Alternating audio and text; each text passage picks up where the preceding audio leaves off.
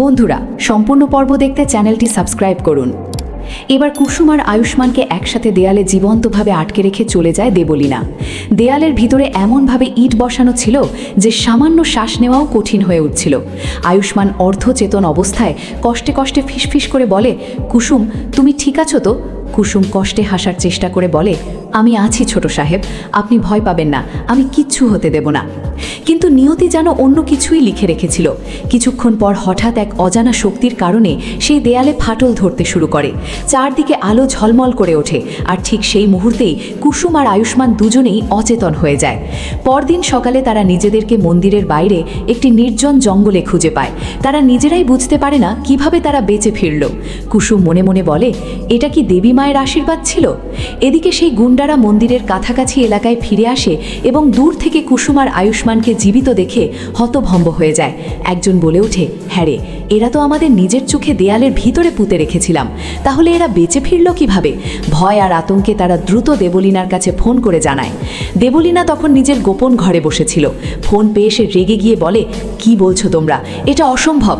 কিন্তু যখন গুন্ডারা ভিডিও কল করে কুসুম আর আয়ুষ্মানকে দেখায়, দেবলীনার মুখের হাসি মুহূর্তেই বদলে যায়। সে চিৎকার করে বলে, এটা হতে পারে না, তোমরা কাজটা ঠিকমতো করনি। গুন্ডারা ভয়ে কাঁপতে থাকে। অন্যদিকে সেই রহস্যময় বাঁশিওয়ালা, যিনি সবসময় দেবলীনার পাশে ছিল, তিনি দূর থেকে সব কিছু পর্যবেক্ষণ করছিল। তিনি মনে মনে বলেন, খেলা এখন আরও বড় হতে চলেছে। কুসুম এবার বুঝে যায় এই লড়াই শুধু দেবলীনার সাথে নয়, এর পেছনে আরও বড় কোনো অন্ধকার শক্তি আছে। সে আয়ুষ্মানকে নিয়ে গুরুদেবের আশ্রমে যায়। গুরুদেব তাদের দেখে গভীর চিন্তায় পড়ে যান। তিনি বলেন, তোমরা যেভাবে বেঁচে ফিরেছ সেটা সাধারণ ঘটনা নয়, তোমাদের ওপর এখন কোনো অদৃশ্য শক্তির ছায়া আছে। ইন্দ্রাণী গাঙ্গুলি ছেলেকে দেখে কাঁদতে কাঁদতে জড়িয়ে ধরে, আর কখনো তোমাকে হারাতে চাই না আয়ুষ।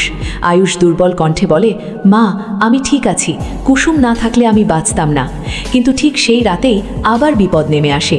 মন্দিরের সেই ফাটল ধরা জায়গা থেকে আবার অদ্ভুত আলো বের হতে শুরু করে। কুসুম সেখানে গিয়ে দেখে এক অদ্ভুত চিহ্ন, যা আগে কখনো দেখা যায়নি। হঠাৎ করে সেই বাঁশির সুর আবার ভেসে আসে। কুসুম দাঁতে দাঁত চেপে বলে, তুমি যতই লুকাও না কেন, আমি তোমাকে খুঁজে বের করব। এদিকে দেবলীনা এবার আরও ভয়ঙ্কর সিদ্ধান্ত নেয়। সে বলে, এইবার আমি নিজের হাতে শেষ করব।